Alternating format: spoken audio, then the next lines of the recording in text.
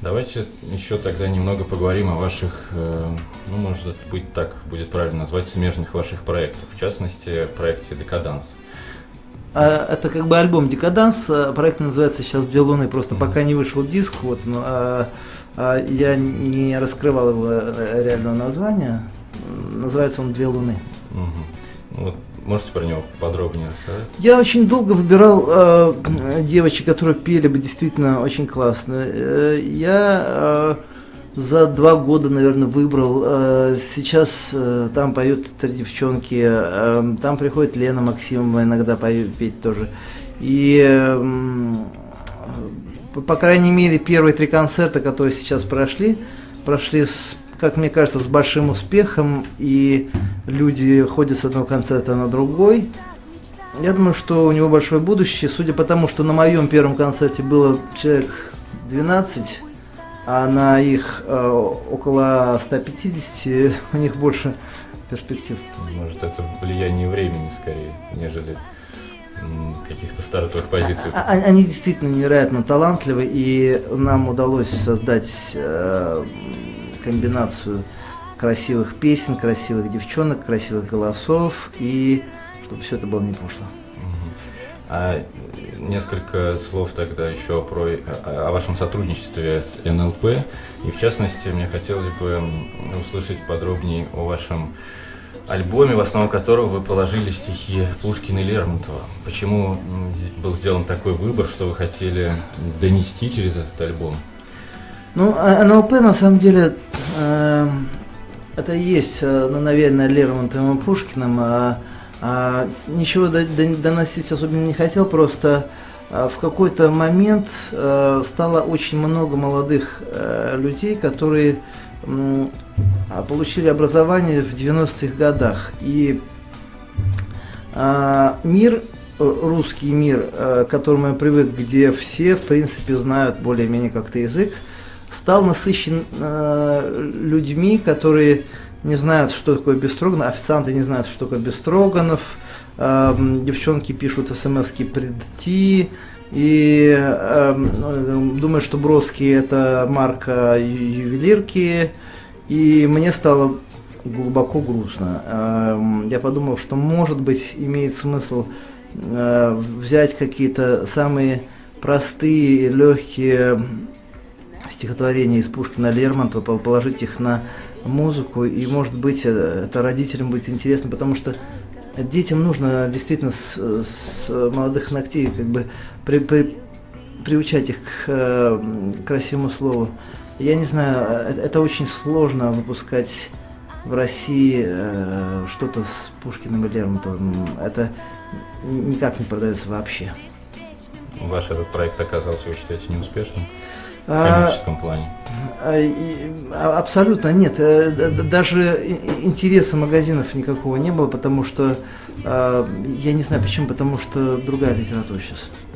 И у вас нет планов повторить такой опыт, независимо от неудачи? Нет. Зачем?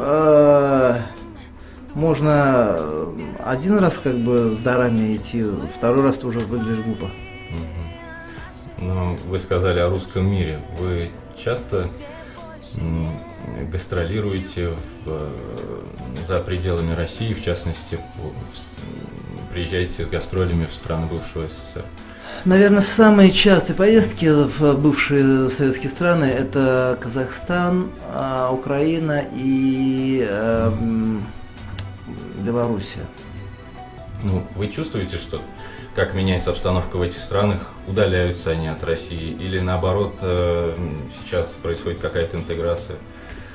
По-моему, ничего особенно не происходит. Там существует...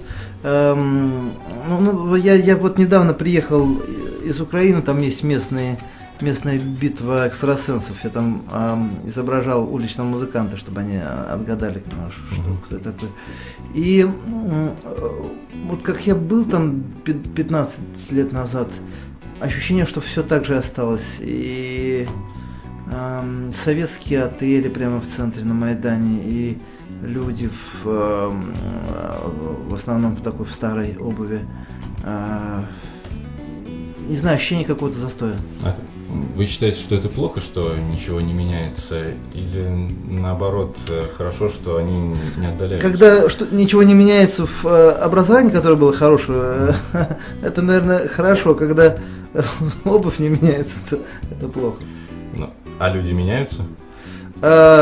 Есть какая-то легкая уже гордость за свою Украину, но больше приходит понимание, что Киев — это бывшая столица племен славянских, и очень глупо разделять эти народы на два, на три.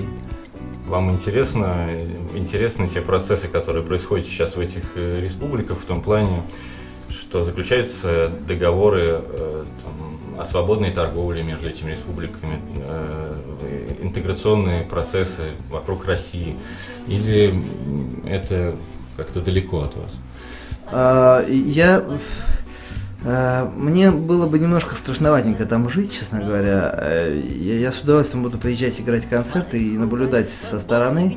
Я особо не изучал, что там происходит, но то, что я вижу, как бы ничего хорошего пока сказать не могу. Я почему спрашиваю? Я хочу понять, испытываете ли вы какие-нибудь ностальгические чувства в связи с распадом СССР? Империи должны распадаться, они могут держаться только на военном каком-то режиме. Мне кажется, что России в современном состоянии легче жить. Я знаю, что в Грузии, например, просто за счет того, что там очень мало людей, они очень быстро навели порядок, потому что все друг друга просто знают, потому что там несколько кланов и быстро разобрались с преступностью. Чем меньше страна, тем больше порядка. А те рецепты, которые были в Грузии, они применимы, по-вашему, к России или не применимы в силу хотя бы большого... Да нет, у нас Москва раз в 50 больше Грузии, по-моему, по населению. Никак. Я думаю, что нет. Понятно. Хотя обидно, что умираем мы, стало 143 миллиона, все. Да, по результатам последней переписи, да. А если же опять вернуться к вашему творчеству, в вашем последнем альбоме не было использовано вообще никаких электронных звуков. По вашим же словам, это было сделано в силу того, что вы им больше не доверяете. Что вы имели в виду и почему? Что сделали такого электронные звуки, что вы перестали им доверять? Я не помню насчет доверия, я просто знаю, что 2-3 альбома я злоупотреблял ими, и ухо очень быстро устает от них. Просто электронный звук, он выдает свою волну, и второй такой же звук выдает точно такую же волну, и ухо очень быстро устает. Если прийти в ночной клуб, где происходит дыч-дыч, то за счет того, что этот удар, он один и тот же, а не человек бьет по бочке, буквально через 15 секунд ухо очень устает. Я понял, что лучше все-таки, чтобы каждая нота была абсолютно отдельно сыгранной человеком, чтобы она была неповторимой. Да. У вас есть еще какие-нибудь планы творческие, эксперименты творческие на будущее? Меня сейчас очень вдохновляет вот проект с 2 лунами. Мы сейчас просто играем по 3 концерта в месяц в разных клубиках маленьких. И в этом есть немножко ощущение от событий 20-летней давности, когда мы начинали. И там нет никаких особых гонораров, там все как-то по-студенчески, и в этом есть какой-то задор, и очень здорово. Девчонки, им хочется петь не потому, что за это платят, там сейчас пока не из чего платить, а просто потому, что они очень любят петь, и публика это чувствует. Вы не скучаете по той атмосфере, которая была в то время, как вы сказали, атмосфера студенчества, когда собирались квартирники, была некая атмосфера андеграунда? Ну, я квартирники не очень застал, мы играли больше, наверное, уже в театрах и на каких-то небольших площадках. Сейчас очень сложно сказать, хотел бы я туда окунуться или нет. Но в принципе я где-то создал вокруг себя такой мир, где все это осталось. И я даже играю квартирники до сих пор, и мне они очень нравятся.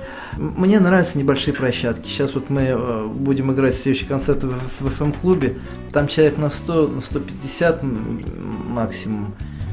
Ну, это вот те зальчики, где прямо как-то здорово играть. То есть вам больше нравятся такие камерные? Да. Но мне нравится, когда все как-то не без пафоса, не запрограммировано, когда все идет живой волной. Ну и, наверное, традиционный вопрос для любого музыканта. Какие у вас планы относительно вашего нового альбома, гастрольного тура и в целом какие ожидания? Ну, сейчас я оставил только свои самые там большие концерты, которые там будут у меня в Мире, концертный зал «Мир» здесь рядом, 27-26 мая. Вот. И будет презентация нового альбома 20 октября в Доме музыки. Вот. А в основном занимаюсь вот группой «Две луны», мы поедем в Израиль с ними, сыграем там концертики. Я очень люблю эту страну, потому что там как-то очень тепло, чисто, уютно, и все очень-очень какие-то спокойные и хорошие.